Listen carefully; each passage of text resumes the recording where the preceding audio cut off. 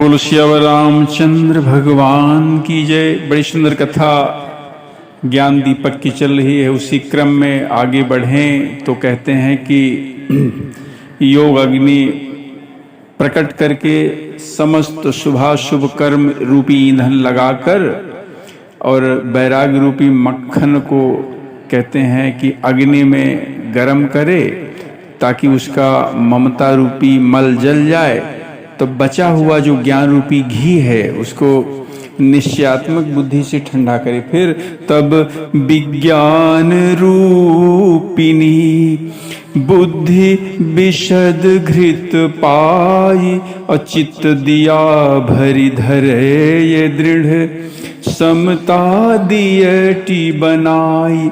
तब विज्ञान रूपिणी बुद्धि उस ज्ञान रूपी निर्मल घी को पाकर और उससे चित्त रूपी दिए को भरकर समता की दीवट बनाकर और उस पर बड़ी दृढ़ता से रखे। फिर आगे तीन अवस्था तीन गुण ते ही कपास ते काढ़ी तूल तुरीय संवारी पुनि बाती करे सुगाढ़ी।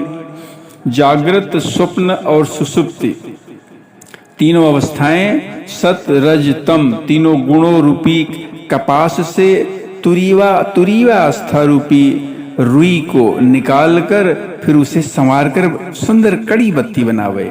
यही विधि ले से दीप तेज राशि विज्ञान में जात ही जासु समीप जरही मदादिक सलभ सब। इस प्रकार कहते हैं तेज की राशि विज्ञान में दीपक को जलावे जिसके समीप जाते ही मद आदि जितने सब पतंगे जल जाएंगे। सोहस्मि इति वृत्ति अखंडा दीप शिखा सुई परम प्रचंडा। सोहमस्मि वह ब्रह्म मैं हूँ। यह जो अखंड कहते हैं तैल धारावत कभी न टूटने वाली वृत्ति है, कहते वही इस ज्ञान दीपक की प्रचंड दीप शिखा है, लौ है। इस प्रकार बड़ी सुंदर कथा चल रही है। आगे क्रम में बाद में बोलो श्यावर रामचंद्र भगवान की जय।